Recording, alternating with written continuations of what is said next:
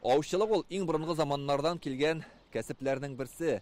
Элек ул нигездә ризык табу чарасы булса, бүгенге көндә инде күбрәк маугу, ял итү һәм табигатьтә хозурлану өчен бер форсат булып тора.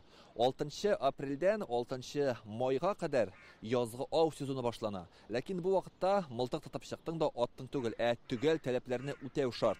Коралга рөхсәт, сәламәтлекнең тиешле таләпләргә туры килүе һәм иң мөһиме, шушы язгы сезонда ауга чыгу өчен юллама алу шарт. Гражданлар корал белән кырларга, орманнарга чыгалар.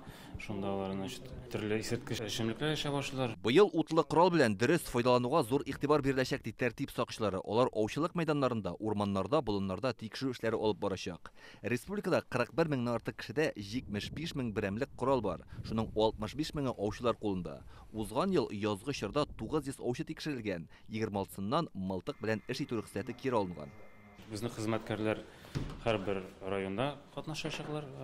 Бергә, госкомитет белән аерым игътибар коралга булачак һәм охотникларның, аучыларның физик состояниесенә булачак. Язгы ау сезонында катнашырга рөхсәт яки юллама кәгазе алу өчен 27 марттан аучылардан гаризалар кабул итә башлаганнар. Моның өчен күп функцияле үзәкләргә мөрәҗәгать итәргә кирәк.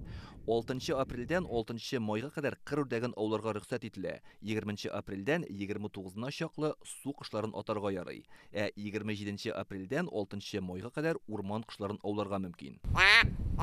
Татарстанда 60 меңгә якын аучы исәпләнә. Бүген бу хакта журналистларга сөйләделәр. Анда әйтүләренчә, аучылык запаслары 12%-ка арткан. Хәзер ул 2,7 миллиард сумлык.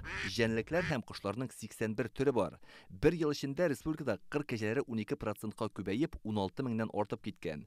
Сусар 8%-ка артып 3 меңгә якынлашкан. Кабаннар 21%-ка кимегән. Хәзер алар саны 445 баш исәпләнә. Белгечләр әйтүенчә, республикада моңа кадәр булмаган хайваннар да барлыкка килә башлаган. Мисал өчен, Алтай мараллары. 10 ел элек алар безнең табигатьтә бөтенләй күзәтелмәсә, хәзер максатчан үрчетү нәтиҗәсендә мараллар саны 400-гә җиткән. Санап торабыз.